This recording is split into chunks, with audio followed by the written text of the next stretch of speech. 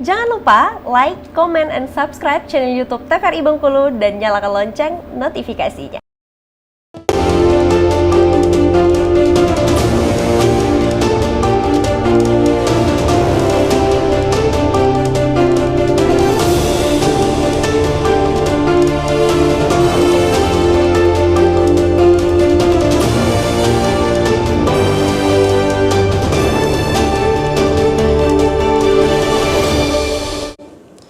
Terima kasih pemirsa TVRI Bengkulu, Anda kembali menyaksikan Berindo, masih bersama saya Afriko Zuhri. Tentunya kali ini dalam tema masalah alur Pulau Bayi dan juga dampaknya. Bersama dengan narasumber yang hari ini hadir di studio TVRI Bengkulu, Pak Radmiadi, Supervisor dari ASDP Bengkulu, dan juga Theo Ramadan, Ketua Badan Eksekutif Mahasiswa Universitas Bengkulu. Nah, sebetulnya kan kita membahas terkait dengan bagaimana pergerakan yang terjadi saat ini di Pelabuhan Pulau Bayi. Tadi disampaikan oleh Theo dan juga Pak Radmiadi bahwa pergerakan perekonomian kita ini kan salah satunya gerbangnya itu berasal dari Pelabuhan Pulau Bayi. Nah, kalau kita melihat sebetulnya untuk di Provinsi Bengkulu ini potensinya luar biasa gitu ya. Gimana nih kalau Theo sendiri melihat potensi yang ada di Provinsi Bengkulu? Katakanlah kalau normal ini sebetulnya luar biasa gitu ya, Pak? Luar biasa. Gimana nih Theo? Ya, kita melihat bahwasanya Provinsi Bengkulu itu kan terkenal dengan batu bara, CPU juga kan, dan terkait dengan pertanian. Perikanan juga, Perikanan luar biasa. juga. Iya. Nah, kalau misalkan ya Pelabuhan Pulau Bayi ini tertutup selama lebih kurang, kita hitung aja kan udah berapa bulan itu kan tertutup. Mulai tidak bisa lewat itu kami tanggal 27. 27 ya? Iya. Tanggal 27 itu udah tertutup kan. Tertutup. Maka kita melihat potensinya akan sia-sia gitu kan. Terutama pertanian. Mungkin abangnya udah melihat lah ya, pisang yang dibuang dari Enggano kan, pun juga pertanian kita hari ini. Dan terkait dengan CPU tadi kan, minyak yang ada di Provinsi Bengkulu mungkin dibandingkan dengan provinsi lain itu lebih murah. Karena tadi kita tertutup untuk mengekspor dan impornya tadi. Nah, itu yang membuat perekonomian akan sangat terganggu. Kemudian tadi BBM, kita perlu kan BBM itu kan. Kalau misalkan ini nggak ada solusinya, maka kita mau berkendara bermotor, mobil dan lain sebagainya memerlukan BBM ini bakalan kesusahan, bakalan kesulitan. Nah di situ kita melihat bahwasanya memang sangat-sangat perlu untuk memprioritaskan permasalahan Pulau Bayi ini untuk segera diselesaikan. Iya. Artinya kalau kita melihat tadi Pak dari potensi yang ada di Bengkulu ini luar biasa gitu ya, baik itu batu bara, CPO dan sebagainya. Salah satunya adalah di perikanan gitu ya Pak. Dengan adanya permasalahan saat ini menjadi dampak untuk kita semua. Nah tadi kalau kita membahas soal Enggano, ternyata dampak ini bukan hanya Enggano, tapi dampak untuk kita masyarakat di Kota Bengkulu pun ataupun Provinsi Bengkulu ini akan semuanya terdampak. BBM salah satunya gitu ya. Mungkin kalau kita lihat saat ini antrian sudah mulai nih di mana-mana gitu ya yang berkaitan dengan BBM karena tidak bisa dihentikan, transportasi harus terus jalan gitu ya, baik transportasi di darat maupun transportasi di laut. Nah kalau dari ASDP sendiri biasanya dalam 1 bulan gitu ya untuk memasok gitu logistik di Enggano sendiri, salah satunya hasil pertanian dari sana, ini seperti apa Pak luar biasanya? Iya. Kalau di kami itu ferry itu angkutan logistiknya masyarakat hasil bumi, terutama masyarakat Enggano itu yang utama itu pisang memang. Pisang itu kalau kapasitas kapal ya, kapasitas kapal kami itu bisa 20 unit kendaraan itu dengan 12 unit truk sedang dengan 8 pickup. Jadi 20. Belum termasuk motor masyarakat kan, itu mah kalau motor itu bisa 30-40 pun masuk dengan 20 unit kendaraan campuran tadi, truk dan pickup.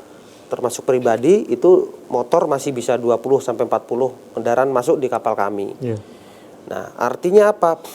Pergerakan keberangkatan kami itu misal seminggu 2 kali bawa logistik hasil bumi masyarakat itu memang langsung ada yang jemput, ada pembeli itu yang langsung ambil gitu. Baik kelapa, pisang itu udah di dermaga itu udah siap gitu. Nah semenjak ini mulai tanggal 27 April itu udah tidak bisa ini ya semua stuck, tidak ada lagi ya itu tadi bisa pakai kapal kayu. Jadi kapal kayu itu. Harganya pun sewa kapal kayu itu ternyata lumayan. Satu PP itu trip itu kalau nggak salah 20 juta hampir. Masyarakat itu harus mengeluarkan uang untuk bisa mengeluarkan pisang 3 truk tadi dengan 20 juta itu 20 biayanya. juta. Iya, satu sewa kapal itu.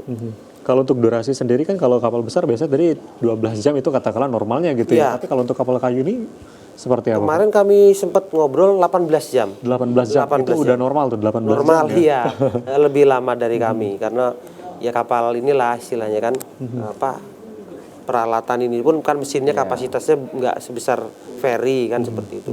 Tapi rata-rata hampir 18 jam itu di cuaca normal. Iya, iya. Iya. Nah, kalau kita melihat sebetulnya kan untuk rencana pembangunan dari pelabuhan ini sendiri kan bukan hanya direncanakan saat ini saja, tapi memang sudah jauh-jauh hari, mungkin dari beberapa informasi dari kepemimpinan sebelumnya juga sudah ada gitu ya, dicanangkan untuk adanya pembuatan pelabuhan baru yang nanti bisa dialihkan gitu ya. Nah, sebetulnya kalau ini bisa dijalankan dari kemarin, mestinya permasalahan seperti ini mungkin sudah bisa diatasi gitu ya. Nah, kalau dari teman-teman mahasiswa sendiri, adakah selama ini gitu ya melihat apa mungkin memberikan aspirasi terkait dengan pelabuhan itu sendiri, baik itu potensi-potensi yang ada tadi katakanlah di daerah Linau, di Seluma dan juga Bengkulu Utara, itu seperti apa nih Theo? Oke, kita berangkat dari permasalahan hari ini ya, bahwasanya pelabuhan Pulau Bayi itu tertutup.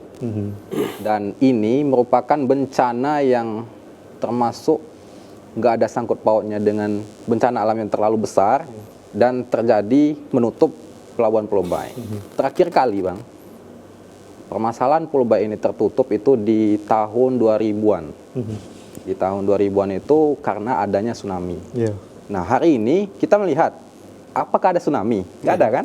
Itu hanya sekedar ombak yang badai dan sebagainya yang menutup dan adanya sedimentasi ini terjadi.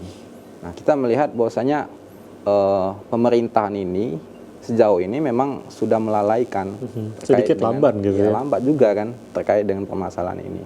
Untuk kami mahasiswa, tentunya kami bergerak ini atas dasar keresahan kan. Atas dasar yang namanya aspirasi. Bukan hanya sekedar bergerak tanpa adanya tujuan kan. Nah, kami terus bergerak itu atas dasar keresahan dan juga aspirasi dari masyarakat. Kami melihat, wah kasihan ya Bang. Kalau melihat dari aspirasi masyarakat di Enggano kan, juga di masyarakat-masyarakat yang lain terkait dengan hal ini. Kami melihat di situ. Sehingga mahasiswa bergerak hari ini itu didasari atas dasar bagaimana nantinya masyarakat yang ada itu bisa mendapatkan kemakmuran, bisa mendapatkan kesejahteraan, dan kami yang akan menyalurkan aspirasi itu. Karena kami ya yang mengerti lah terkait dengan regulasi, terkait dengan bagaimana audiensi ini ke pemerintahan, karena masyarakat itu awam kan, bahkan sampai takut gitu kan menyampaikan aspirasi itu.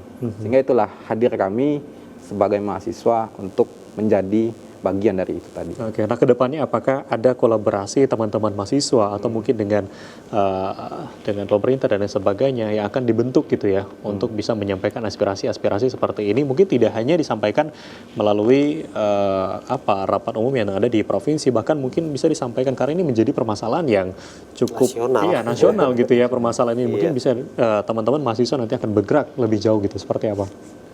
Tentunya ya aksi yang akan kami lakukan ke depannya bakalan lebih membuat pemerintahan itu sadar lah ya, bahwasanya ini loh prioritas kita sekarang hari ini. Jadilah dulu gitu kan, utama mengurusi hal-hal yang belum terlalu urgent. Jadilah dulu kita mengejar eksistensi, jadilah dulu terkait dengan hal itu. Kita fokus dulu dengan kejadian hari ini, bagaimana perekonomian ini akan tertutup ketika pelabuhan ini nggak terbuka. Nah, kita melihat di situ. Kita ingin pemerintahan hari ini sadar terkait dengan hal itu. Dan kemarin sudah menemui gubernur lah ya. Nah, beliau menyampaikan akan ada anggaran terkait dengan revitalisasi dan rehabilitas terkait dengan pelabuhan Pulau Bayi ini sampai 1 triliun. Nah, kita ingin memfollow up terkait dengan hal ini. Apakah apa yang disampaikan tadi benar-benar sesuai dijalankan atau hanya omongan belaka? Itu yang kita lihat ke depan. Nah, kalau kita ketahui kan memang untuk anggaran dari revitalisasi ini sendiri kan sebesar 1 triliun gitu ya, akan dikucurkan gitu ya. Kami dengar juga sih itu. Kita lihat di informasi mungkin di beberapa media juga sudah menyampaikan gitu terkait hal ini. Tapi untuk saat ini yang sudah dilakukan tadi sudah ada pengerukan, namun ini masih belum cukup gitu ya, masih belum cukup, dan memang kedepannya tadi bakal ada mungkin kapal besar gitu ya yang bakal diturunkan untuk bisa melakukan hal ini. Nah, dari kapal-kapal ini nanti apakah sudah ada sudah ada perkiraan gitu kapan ini bisa mulai dilaksanakan, kapan ini mulai bisa dikerjakan. Kalau dari SDP sendiri sudah ada informasi seperti apa gitu? Kalau dari kami terkait kapal apa yang kapasitas lebih besar ya, itu kami juga dapat info dari Pelindo waktu rapat sama mahasiswa itu. Bapak Pelindo sendiri menyampaikan bahwa akan sekitar akhir bulan ini itu kapal itu akan datang ke Bengkulu seperti itu. Kalau yang kami dapat info sih seperti itu. Terakhir waktu sama mahasiswa itu juga, karena kami sebelumnya itu sempat rapat dulu jadi di stop Bang. Waktu rapat itu kan di anulah katanya ada mahasiswa di depan harus diterima dulu. Nah, kami kan kalau saya kan memang duduknya pas di situ nggak geser. Jadi depan ini mahasiswa, depan para pimpinan rapat, kami di sebelah kanan. Ya, kami dengar semua mahasiswa ini terkait itu, termasuk kapan pastinya kapal itu ya mereka yang menyampaikan, yang menanyakan, kami dengar saja. Kalau tidak salah ya akhir bulan ini udah bergerak ke sinilah gitu. Kapal yang lebih besar kapasitasnya untuk pengerukan di alur Pulau Bayi. Ya kalau harapan kami ya itu yang utama, salah segera satunya datang. memang saat ini bisa kita harapkan. Iya, langsung bergerak, langsung bekerja cepat. Nah itulah. Gimana nih Theo, kalau saat ini sudah ada dari teman-teman mahasiswa untuk memfollow up dari yang sudah disampaikan terkait dengan poin-poin aspirasi kepada pemangku kebijakan kemarin? Untuk sekarang ini kami masih melihat pergerakan itu di lapangan. Terkait dengan follow up itu kebetulan ya Bang, ada hal-hal juga yang harus diurusi terkait dengan Provinsi Bengkulu ini. Terutama mungkin kawan-kawan di sini tahu lah ya bagaimana kita melihat di Seloma ada potensi tambang emas. Nanti itu kami sedang mengurusi hal itu juga kan. Jangan sampai nanti itu dibuka, bakalan ada bencana alam dan lain sebagainya. Tentunya untuk follow up ini akan terus kami lakukan.